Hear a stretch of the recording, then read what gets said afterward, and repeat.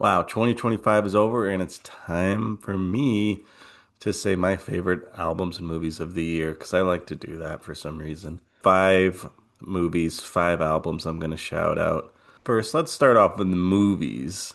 Here's some honorable mentions for movies of 2025. Hard Truths by Mike Lee. Final Destination Bloodlines by Adam Stein and Zach Lipivsky and Frankenstein by Guillermo del Toro. There are a lot of other movies I thought were great this year that I'd like to shout out, but I don't have time, so you can just check out my Letterboxd ranked list of the year and get a sense of other movies I thought were great. At number five, Wake Up Dead Man by Ryan Johnson. I just love these Knives Out movies. Ryan Johnson has consistently made three extremely entertaining murder mysteries in a row, and I kind of hope he never stops. Benoit Blanc is always a joy to watch, but my guy Josh O'Connor steals the show as a charming priest struggling with an impenetrable church congregation. While not as funny as Glass Onion, this movie has thematic and emotional depth that has really stuck with me after watching. Number four, Sinners by Ryan Coogler. This movie is a great example of the power of music, which can be a tough thing to capture, but Sinners makes it look easy. But you also get an awesome vampire flick on top of that. But it takes its time before you get into all that stuff, so you are fully invested in the story and characters before things go to hell. Michael B. Jordan is incredible as the Smokestack Twins, and I really hope he gets a Best Actor nomination at the Oscars. 3. Friendship by Andrew DeYoung. This is the movie I've watched the most this year, coming in at three viewings. I also bought the Blu-ray. It's an incredible feat of comedic filmmaking and the perfect platform for Tim Robinson, Detroit's comedy golden boy. The story of male friendship is deceptively simple, but the way this movie builds out its little world I find really engrossing. The cast of supporting characters are great too and manage to dial into this bizarrely specific tone. And it also has the best scene using a toad in cinema history. 2. Marty Supreme by Josh Safdie. It took two viewings of this film to really sink into how much I really love it. On my first watch, the 80s needle drops and the score kind of baffled me considering it's a movie set in the 50s, but now I see that it's its secret sauce. Marty is a young man out of time and looking to the future, where ping pong is embraced by the culture at large. Ping pong wasn't introduced in the Olympics until the 1980s, so thematically, the music makes sense to me looking at it that way. Also, Timothy Chalamet has upped his game once again in this film. It's great to see him freed from the shackles of IP like Dune, Willy Wonka, or playing a real person like Bob Dylan, and finally gets to create a truly original character. I know Marty Mauser is based off a real guy too, but he still feels like his own character, and Timmy crushes it. One Battle After Another by Paul Thomas Anderson. This movie, on the other hand, was clearly a masterpiece to me on its first watch. It's one of our best living directors showing us his full repertoire.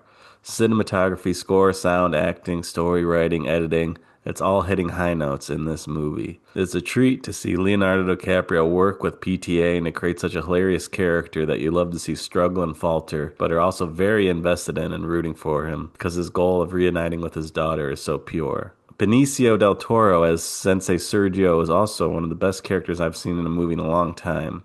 I've never been a big Sean Penn guy, but his villainous turn as Lockjaw is incredible. Chase Infinity is the heart of the movie and is such a badass. I could keep going, gushing about every performance in the movie, really. At the end of the day, this is an incredible movie I look forward to rewatching for the rest of my life. All right, now let's move on to music, albums of the year. I wasn't as blown away by this year in music as I was in terms of this year in movies, but there's still some really great stuff. Honorable mentions, Headlights by Alex G, The Real Me by Kyle M, Forever How Long by Black Country New Road. And number five, Phonetics On and On by Horse Girl. Crisp indie rock from a trio of gals from Chicago that I keep returning to. They are definitely the current queens of jangly guitars and singing das, las, and oohs and ahs. 4. Getting Killed by Geese. Cameron Winter, the lead singer of Geese, was the musical star of my 2025. His album Heavy Metal, which came out in December of 2024 and I didn't discover until my buddy Wes turned me on to it in early 2025, blew my mind. I'll take this time now to say that retroactively, I'm updating my best albums of 2024 to have heavy metal be number one. Sorry, MJ. This new album by Geese is not as good as heavy metal, but it's still great. Songs like Cobra, the Cocaine one, and Taxes give me similar goosebumps to Cameron's solo album.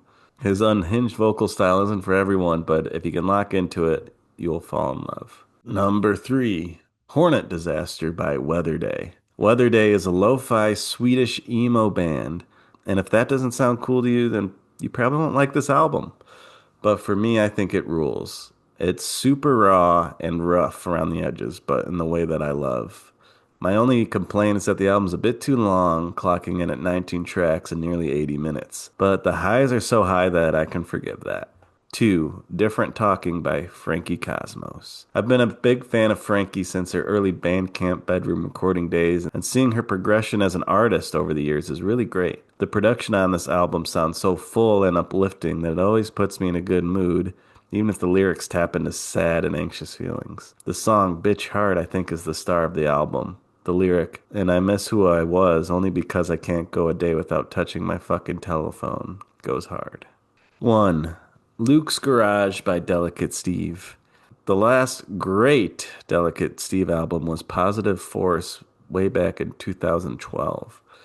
He's put out some good tunes between now and then, but his albums didn't connect with me like his first two did. That is until Luke's Garage came out in August of 2025. Coming out around the same time of my own band album release, Friend Cone, it was a shining inspiration of exuberant music. While not having any lyrics, these instrumental tracks put Steve's vibrant heart on full display, and I've been obsessed ever since its release. Thank you, Steve. It's great to have you back. Those are my top fives for movies and albums of the year. Thanks for listening. And feel free to go in the comments and tell me your favorite movies and albums of 2025. I'd love to hear it.